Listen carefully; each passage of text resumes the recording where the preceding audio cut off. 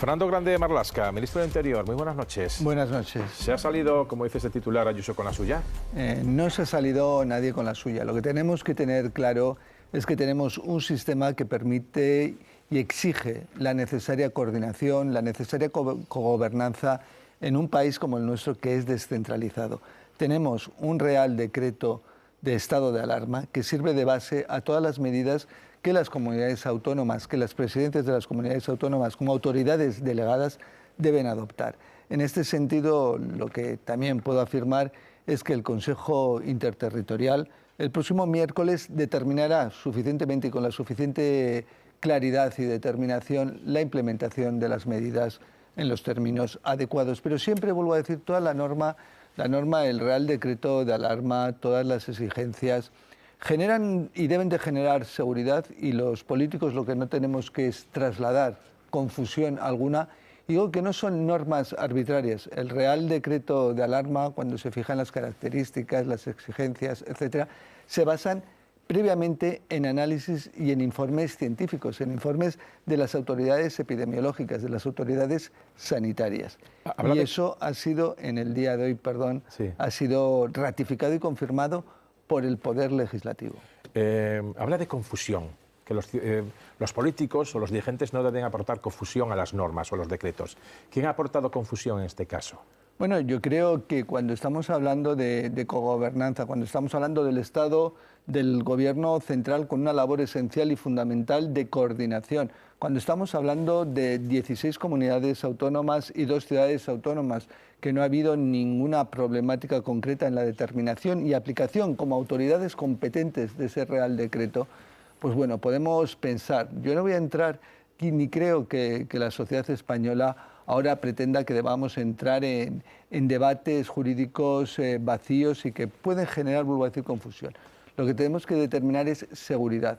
Vuelvo a referir, durante estos días, durante los próximos días, las medidas implementadas por las autoridades competentes van a tener un cumplimiento efectivo con una finalidad concreta: garantizar la salud y la sanidad del conjunto de la ciudadanía española. Pero ¿cómo queda entonces la cosa? Ahora, 4 días de confinamiento perimetral en Madrid, de martes a jueves podrán circularse libremente, luego el próximo fin de semana puente de nuevo 4 días confinados, en el medio esos 2, 3 que se puede mover, y el miércoles Comisión Interterritorial.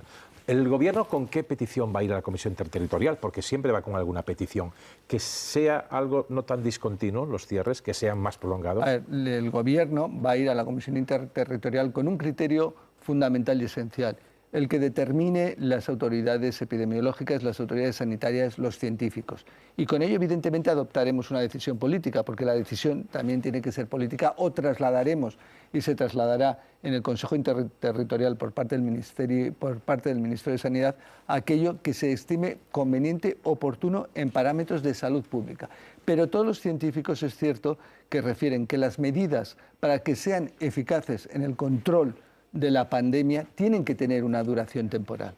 Eso es algo objetivo, claro y evidente. Con lo que ha pasado en los últimos días y escuchando, por ejemplo, hoy a la vicepresidenta Carmen Calvo, ¿hay la sensación en el Gobierno, le pregunto, no es un secreto del Consejo de Ministros, es una sensación que puede haber en el Gobierno, de que Díaz Ayuso busca las vueltas, digamos, busca la letra pequeña de cada decreto, eso de echa la ley, echa la trampa, o echa el decreto, hecho el decreto de alarma, hecho, digamos, la jugada o la evasiva?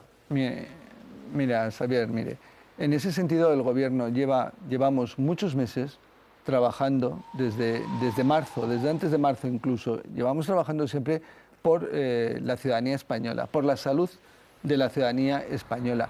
No solemos perder el tiempo ni queremos perder el tiempo en debates vacíos, en debates que no tienen contenido serio.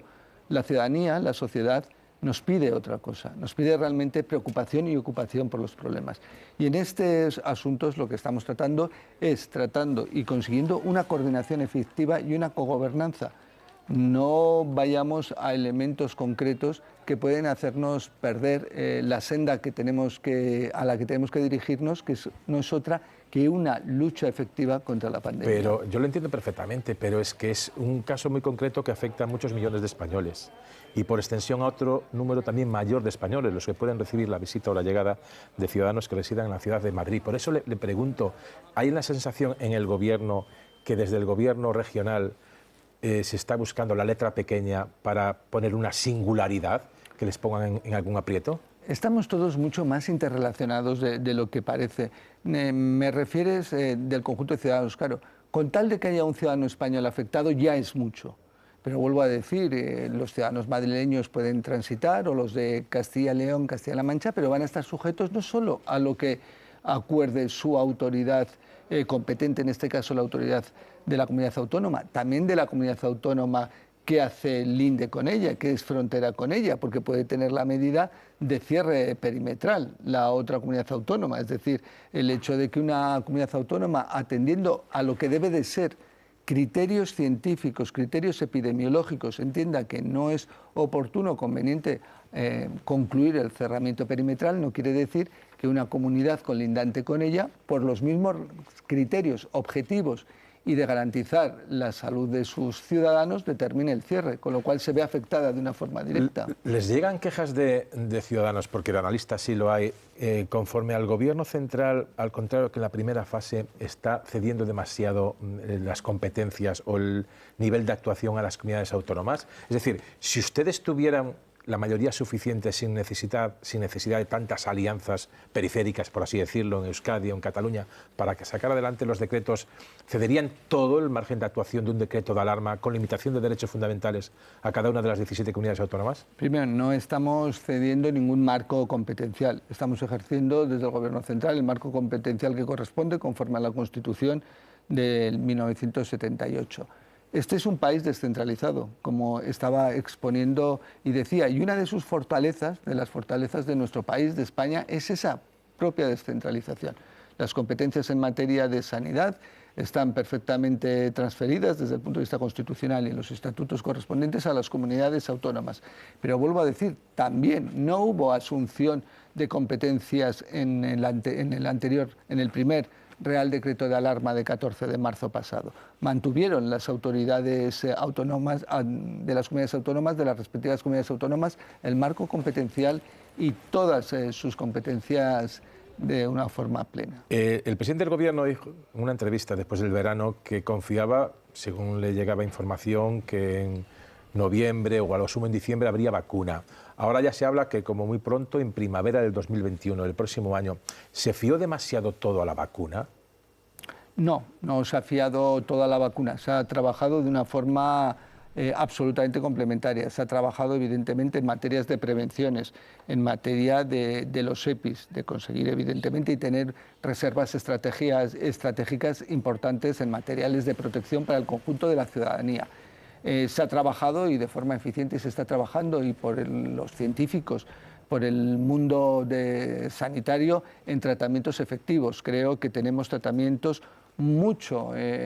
con unos grados, unos porcentajes de éxito mucho mayores que lo que acontecía en un primer momento. Estamos trabajando en fortalecer el sistema también de salud pública en todas las comunidades autónomas. Creo que el trabajo realizado por el Gobierno central y por los gobiernos de las respectivas comunidades autónomas ha sido importante y también se ha trabajado desde el principio, porque es evidente, en la vacuna. Pero a nivel internacional, España participa en 3 proyectos dentro de la Unión Europea, en otros 4 proyectos fuera de la Unión Europea. Se está trabajando de una forma seria, concienzuda, con unas inversiones de todo tipo en esa, porque sabemos que la vacuna es un elemento determinante y esencial. Recientemente el Consejo de Ministros aprobó la adquisición ya de 31 millones de dosis de vacuna.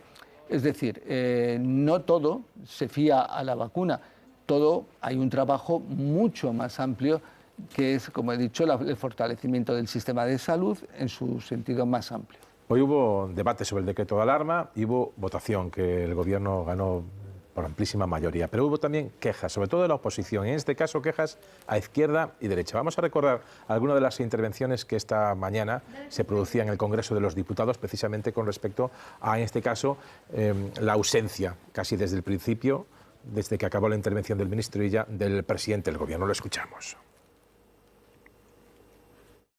Señor ministro de Sanidad y señor presidente del Gobierno ausente, qué envidia observar a la canciller Angela Merkel y al presidente de la República Francesa, Emmanuel Macron, dirigiéndose ayer a la nación de forma breve y concisa para decir que lidera la respuesta a la pandemia del coronavirus. Quiero denunciar la ausencia del emperador, que ha decidido que este debate, que va a afectar a la vida, a las libertades y a la economía de los españoles de una manera letal durante los próximos meses, ha decidido que no iba con él, que tenía que estar aquí sentado un rato, pero que no tenía que subir a la tribuna para debatir con los grupos. Iba a decir buenos días, señor presidente, esperando que hubiera sido él quien se hubiera dirigido al Pleno. Hemos visto que estaba, no ha intervenido, ha utilizado al ministro de sparring y ha sido un visto no visto, porque había circulado el rumor que ni tan siquiera estaría presente. Parece que se había tomado sus palabras, señor ministro, en una dimensión literal, cuando usted ayer dijo la mejor distancia es no estar. No es presentable que lo tengamos mientras estamos haciendo la paella del domingo y que no lo tengamos aquí en el Congreso cuando toca. El decreto de estado de alarma permite limitar algunos derechos fundamentales. ¿No hubiera sido importante, viendo esta retahíla de acusaciones, que el presidente del Gobierno, en unas circunstancias tan especiales, hubiera sido él en primera persona el que hubiera hecho el discurso y la petición a la Asamblea? Bueno, yo creo que tenemos un presidente del Gobierno que desde el primer momento está en primera línea, ha estado presente y ha estado en el conjunto, en la gran mayoría, por no decir la totalidad, de los debates importantes y relevantes que han tenido lugar en relación a los decretos de alarma. El presidente del Gobierno ha estado en innumerables ocasiones diciendo la necesidad de actuar y de la cogobernanza. En el día de hoy ha intervenido por cuestiones complejas, diversas, el ministro de Sanidad como uno de los protagonistas esenciales que está siendo necesariamente durante la pandemia en base a la coordinación dentro del Consejo Interterritorial.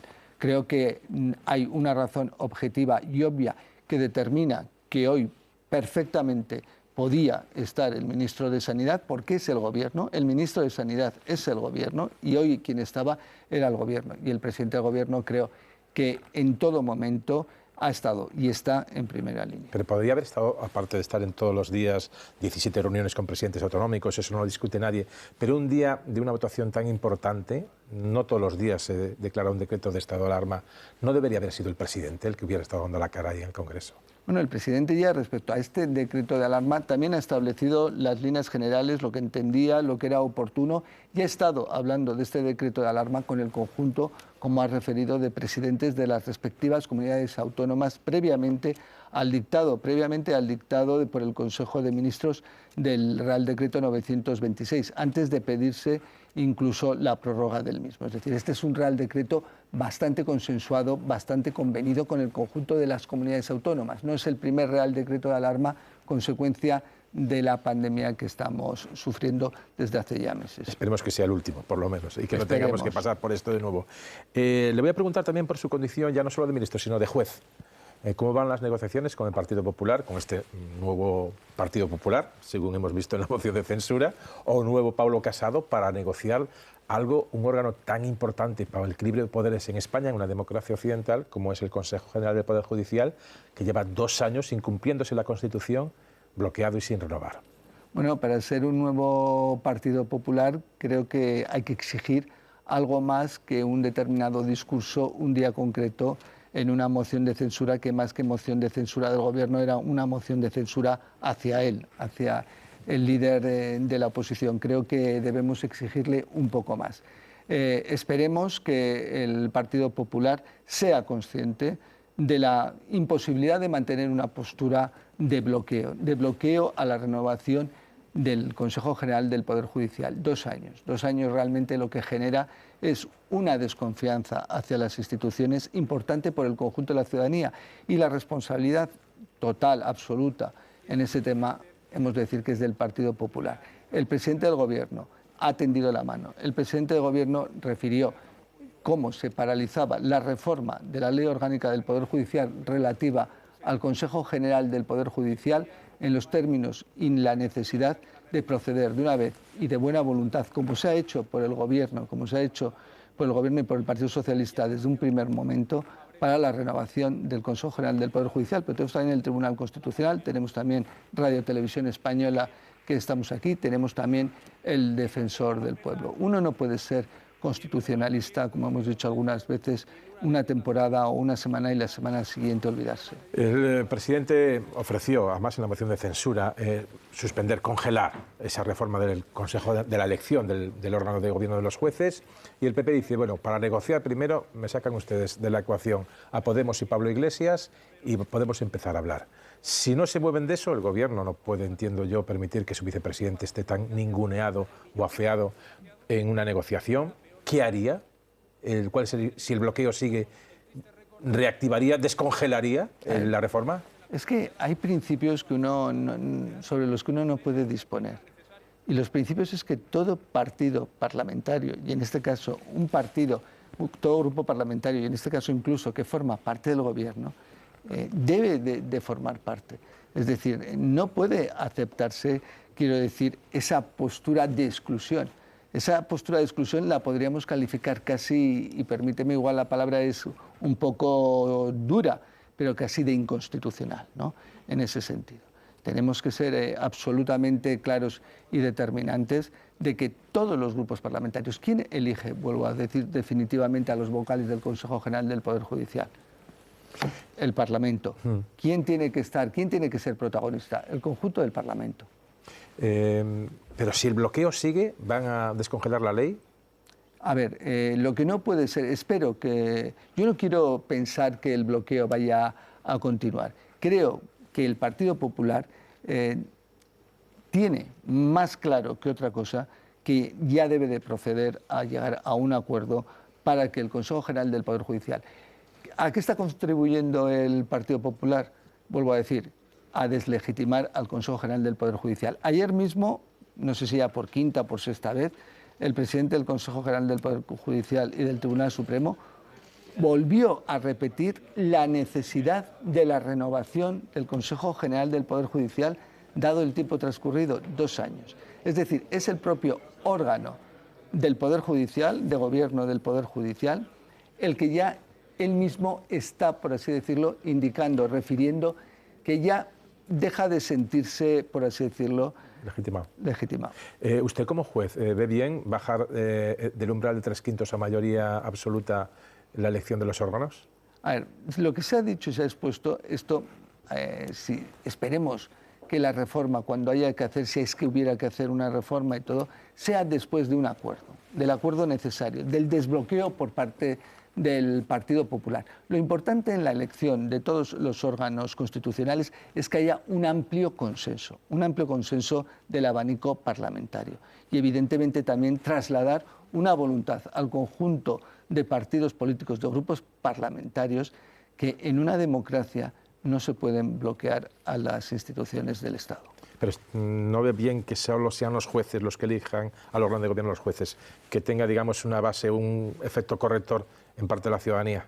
A ver, yo estoy a favor de la elección del Consejo General del Poder Judicial, tal y como está definida actualmente en nuestro marco constitucional y en nuestro marco normativo.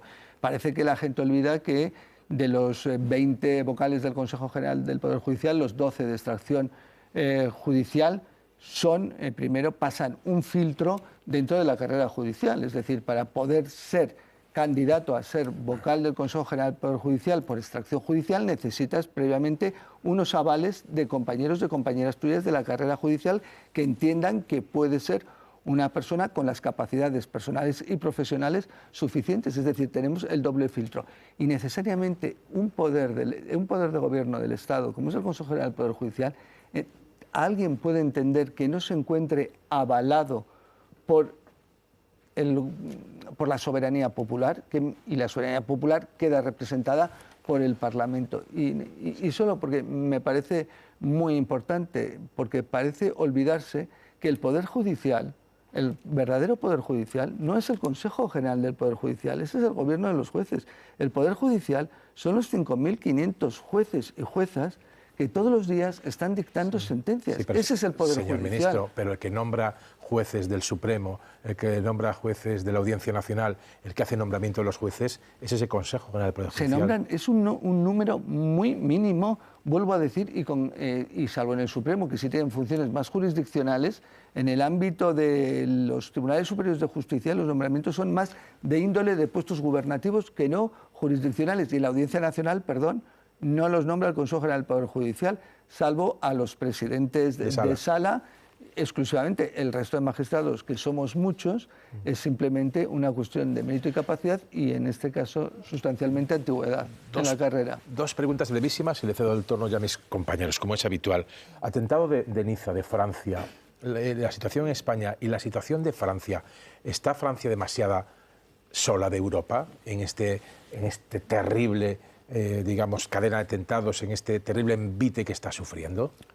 Primero, manifestar y trasladar en mi nombre y en el del Gobierno la solidaridad con la República Francesa, con el Gobierno y con la sociedad, el conjunto de la sociedad francesa, por los tristes acontecimientos que han tenido lugar hoy, como no podía ser de otra forma. Y aparte, nuestro compromiso en mantener, en seguir y en profundizar en la coordinación. En el marco de la lucha contra el terrorismo, ni Francia ni España están solas. En la Unión Europea existen los mecanismos necesarios y precisos de coordinación, de cooperación, de intercambio de información, pero también operativas conjuntas. Es decir, no estamos solos. No me refería tanto a eso como solos ante los boicots de Turquía y de parte del mundo islámico, ante las amenazas que vienen de allí, no tanto a la coordinación de fuerzas y cuerpos de seguridad del Estado, sino a Francia frente al horror. No está Francia sola frente al horror. Francia y la Unión Europea compartimos los mismos valores que están definidos en nuestro Tratado de la Unión, en los artículos 2 y 6 del Tratado de la Unión, tan importante, que es como nuestra Carta Magna europea, donde se habla de Estado de Derecho, de democracia, de libertad, de dignidad, de derechos y libertades fundamentales. Y eso es realmente lo que enriquece a la Unión Europea. Y una última pregunta que me ha llegado mucho por Twitter en las últimas horas, desde que supimos que usted venía aquí al programa de la noche. Quejas de periodistas, de compañeros y fotoperiodistas en Canarias por dificultades para poder captar imágenes e historias de los inmigrantes que están llegando a los puertos canarios. ¿Está pasando esto? ¿Hay dificultades? ¿Se le dificulta a los periodistas el trabajo en los puertos de llegada de pateras o de barcos con inmigrantes? Nunca se dificulta el trabajo de los periodistas. Faltaría más. El derecho a la información es un derecho sustancial, principal, un derecho fundamental, como estábamos hablando. No sé, lo que también es que hay que conjugar el derecho fundamental a la información, principal, y vuelvo a decir, piedra basilar de todo Estado de Derecho, con otros derechos fundamentales, como es la dignidad y la intimidad de los propios migrantes, que vienen en unas situaciones y en unas circunstancias concretas.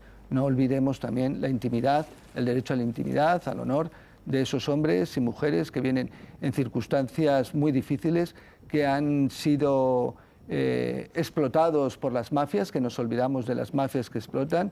Hoy hay informaciones y hacemos un seguimiento y es una preocupación máxima, y por eso también de nuestra lucha contra las mafias y las organizaciones criminales, nuestra cooperación con países como Marruecos, como Argelia, como Mauritania, como Senegal, de luchar contra esas mafias. Hemos visto cómo ha habido naufragios cerca de las costas de Senegal en estos pasados días. ¿Por qué? Por las condiciones y el estado en que las mafias explotan y conducen a estas personas.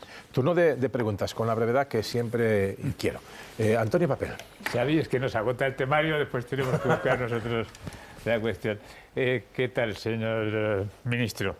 Vamos a ver, hoy se publica una carta en una tribuna, en un periódico de Madrid, firmada por 3 magistrados en defensa de un juez que se llama José Ricardo de Prada, que ha sido maltratado por gran parte de los medios de comunicación más conservadores, más ultramontanos de este país, y que no ha conseguido la defensa ni el amparo del Consejo General del Poder Judicial. Esto a mí me reafirma en la tesis de que cuando un partido se resiste a reformar, a modificar, a cambiar el Consejo General del Poder Judicial, es porque saca un beneficio de ello, es decir, lo tiene a su favor, por lo tanto sería una torpeza el facilitar su renovación. ¿Usted qué piensa de este suceso? ¿Usted cree que es legítimo que el señor Ricardo de Prada no reciba un resarcimiento después de lo que se ha dicho de él y que el Consejo esté absolutamente callado ante un hecho tan grave? Bueno, yo entiendo que el Consejo General del Poder Judicial, una de sus funciones principales es respaldar y garantizar la independencia del conjunto de jueces y juezas españoles. Ese es un elemento importante, porque sin una situación de serenidad mal puede ejercitarse la función jurisdiccional ante ataques indebidos. Yendo al caso en concreto, no lo conozco con la suficiente profundidad como para concluir si debía ser necesariamente objeto de amparo o no los hechos objeto de denuncia por el magistrado. Pero he de decir que como compañero a mí me causa por lo menos perplejidad o una mínima perplejidad que un compañero se pueda sentir en ese sentido sin la suficiente serenidad para el ejercicio de la función jurisdiccional. Dicho esto, pero vuelvo a repetir, Antonio, porque creo que es muy importante, creo que todo partido político, vuelvo a decirlo de antes, tiene que ser consciente de la necesidad que no puede guiarse por un oportunismo o por un ventajismo respecto a las instituciones, porque el perjuicio para todos es mucho mayor, que es contribuir de una forma efectiva a que el conjunto de la ciudadanía desconfíe de las propias instituciones. Y desde luego yo creo que eso no debe formar parte del ADN de ningún partido político y menos aún de un partido político con perspectivas de gobernar. Cristina. Sí, buenas noches, señor Marlaska. El presidente de la Comunidad de Extremadura, Guillermo Fernández Vara, que es uno de los pocos territorios que ha decidido no confinar, dice que quien tiene fronteras son los países, que no las tienen las comunidades entre sí, que no se puede cerrar lo que no existe. ¿Cómo se puede confinar una comunidad? ¿Existe suficiente policía y guardia civil en este país para hacer los controles perimetrales de todas las comunidades que han decidido, salvo Galicia y Extremadura? En primer lugar, quiero hacer una referencia, porque quizá todavía no la he hecho, a la propia sociedad española. Tenemos una sociedad española que durante 9 meses, casi 9 meses, 8 meses, ha manifestado una conducta y una voluntad absolutamente de cooperación y solidaria, responsable, autorresponsable, de autoprotección y de protección hacia el conjunto. Es decir, no tenemos una sociedad incumplidora, sino todo lo contrario, una sociedad mayoritariamente cumplidora. Esto no excluye que, evidentemente, las normas deben de cumplirse y garantizar que se cumplan. Y para eso tenemos las fuerzas y cuerpos de seguridad necesarios y precisos para garantizar que se cumple esa norma de confinamiento y para garantizar el conjunto de la seguridad ciudadana. Y tenemos una cooperación y coordinación con policías locales, con policías autonómicas, etcétera, estableciendo planes de contingencia necesarios y precisos en cada circunstancia concreta. Última pregunta, Enrique Juliana. Sí, buenas noches, ministro. Ayer se inició en Barcelona una operación de policía, concretamente a cargo de la Guardia Civil, respecto al movimiento independentista, con varias detenciones y una instrucción judicial que está en curso y sobre la cual no le voy a preguntar porque se está llevando a cabo. Pero sí quiero preguntarle sobre el nombre de la operación Volkhov. Volkhov es el nombre de una batalla que tuvo lugar en territorio ruso en 1941. Fue una acción de guerra de las tropas hitlerianas apoyadas por los combatientes de la División Azul, el destacamento fascista español que participó en la Segunda Guerra Mundial. ¿A usted le parece correcto que la Guardia Civil bautice un nombre de una operación judicial en un tema tan delicado como es la cuestión de Cataluña con el nombre de una batalla, de una acción de guerra hitleriana? ¿Le parece correcto? ¿Piensa hacer alguna actuación al respecto? Bueno, en este sentido voy a referir que, como bien has expuesto, Henry, estamos hablando de una actuación jurisdiccional, de una actuación dirigida por el órgano judicial, donde la Guardia Civil es policía judicial y únicamente actúa, vuelvo a referir, bajo las directrices del juez, del titular del órgano judicial, bien también del Ministerio Fiscal.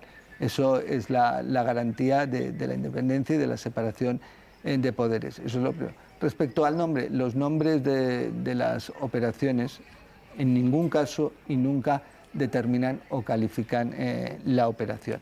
Dicho esto, a mí me han llegado distintas versiones sobre si ese es el correcto nombre o el nombre es otro, parecido fonéticamente, pero de distinto contenido. Pero si fuera, no voy a rehuir la pregunta, si fuera el nombre que has expuesto con las connotaciones que has indicado, desde luego no me parecería el más apropiado. ¿Sería una coincidencia este nombre que dice Enric Juliana con esa información que a muchos nos ha sorprendido de esta operación de 10.000 soldados rusos dispuestos para ayudar a la independencia de Cataluña? Hoy el Kremlin ha dicho que es algo así en ruso, no sé cómo se pronunciaría, pero habló de majadería. Bueno, en ese aspecto y en ese contexto vuelvo a indicar que como es una operación, una actuación judicializada y donde hay unas resoluciones judiciales y una investigación, evidentemente dejemos al ámbito que corresponde, que es el ámbito judicial, donde se deben de dilucidar estos hechos y la relevancia que puedan o no puedan tener. Dejémoslo en ese ámbito, que eso es lo propio de un Estado de Derecho. Fernando Grande Marlaska, ministro y juez, que nunca uno deja de ser juez, imagino. Muchísimas gracias por estar aquí con nosotros en la noche y contestar a todas las preguntas. Algunas más cómodas, otras más incómodas. Muchísimas gracias. No, todas son igual de cómodas porque todas son necesarias y si estamos es para responder y lo que he dicho antes, tratar por lo menos de trasladar a la sociedad que estamos aquí por lo menos con la intención y la voluntad de ocupar y preocuparnos de problemas reales que afectan a muchos millones de personas. En cualquier caso, repito, señor Marlaska, muchísimas gracias. A vosotros.